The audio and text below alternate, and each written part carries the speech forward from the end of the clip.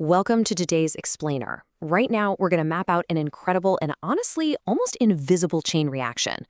We're diving into the unseen connection between high-level geopolitics and ground-level humanitarian crises. Looking at the data we've got today, it's pretty wild to see how a single localized political event can actually trigger a devastating avalanche across the entire globe. So let's start with this core question. Think about this for a second. How in the world does a political conflict, specifically a missile strike in the Middle East, end up literally starving a family 5,000 miles away? It sounds crazy, right? But the mechanics behind it are absolutely fascinating and crucial for us to understand. We're going to trace the exact tension between those political actions and their massive global ripple effects. All right, to get to the bottom of this, let's kick things off with Section 1, the political catalyst. To really grasp the roots of the conflict, we've got to rewind a bit and look at this timeline. The antagonism actually goes all the way back to the 1979 Iranian Revolution, which completely transformed the regional landscape and set up this enduring rivalry between Washington and Tehran. Fast forward to 2015, and the JCPOA, you probably know it as the Iran nuclear deal, was signed to lift sanctions in exchange for nuclear restrictions. But then, in 2018, the U.S. pulled out of that deal, bringing back maximum pressure sanctions. Naturally, tensions severely spiked in 2020 when a U.S. strike killed Iranian commander Qasem Soleimani. And it's this decades-long back-and-forth escalation that ultimately laid the groundwork for the massive outbreak of direct war we saw in early 2026. That brings us right to the tipping point. On February 28, 2026, the U.S. and Israel launched massive, coordinated strikes on Iranian targets, and this resulted in the death of Supreme Leader Ayatollah Ali Khamenei. In response, Iran and its network of non-state actors, what they call the Axis of Resistance, which includes groups like Hezbollah and the Houthis, retaliated heavily. The humanitarian toll in the region was just immediate, over 1,500 civilian deaths and up to 3.2 million people displaced. But geographically, the conflict spilled over to do something that literally shook the entire planet. It triggered the effective closure of the Strait of Hormuz. And that brings us right to Section 2, the global choke point. This is exactly where a localized military conflict pivots into a massive disruption of the global economy. You see, the Strait of Hormuz is a massive global choke point. Its effective closure choked off roughly 20% of the world's daily oil supply. Just imagine waking up one morning and a fifth of the world's energy has just vanished overnight. The scale of this disruption, you really cannot overstate it. Analysts called it the worst oil supply shock in 50 years. Almost instantly, global energy markets became violently volatile. We're talking fuel prices, shipping rates, and maritime insurance costs all just skyrocketed. Now, you might be wondering, okay, an oil shock, sure, but why does that mean a food shock? Well, to understand that, we have to look at a fascinating, and honestly, kind of terrifying, economic concept known as thin markets.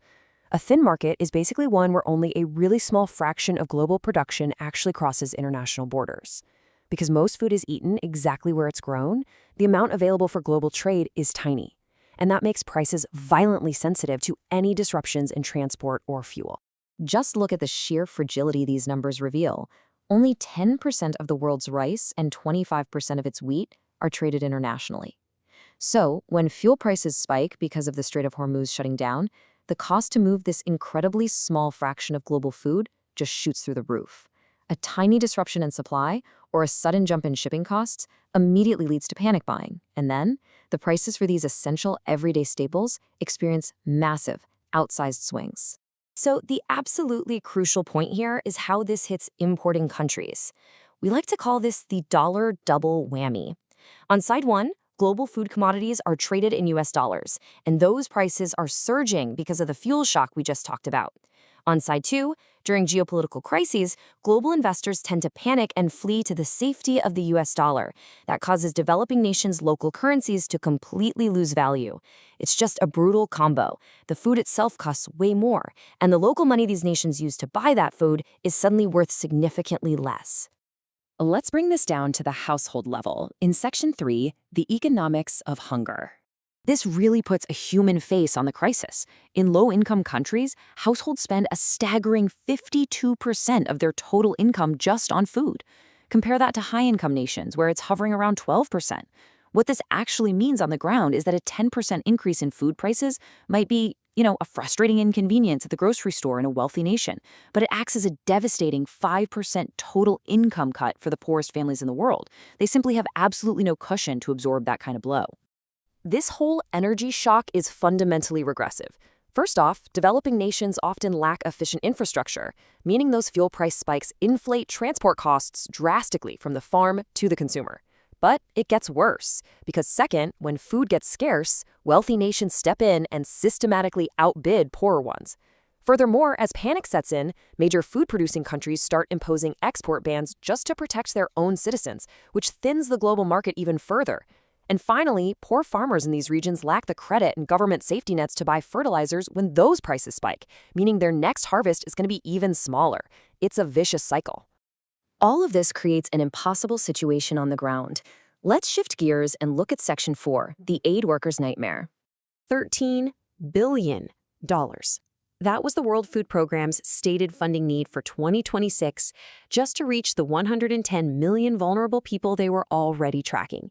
And keep in mind, that staggering number was their baseline requirement before this whole geopolitical crisis even escalated. Because of the conflict, the literal logistics of survival are breaking down. Aid ships that normally traveled to places like Sudan now have to be completely rerouted around the Middle East conflict zones. This adds 9,000 kilometers. That's like driving coast to coast across the entire United States twice just to make a single delivery. The fuel cost alone for this detour is just draining humanitarian budgets at an alarming rate. Which brings us to the absolutely devastating bottom line.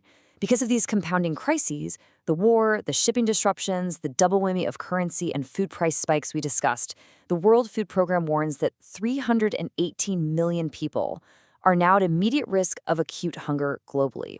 The deputy executive director of the World Food Program basically summed up their core struggle perfectly. He said, "For the same money, you get less." That one single sentence really captures the nightmare aid workers are facing right now.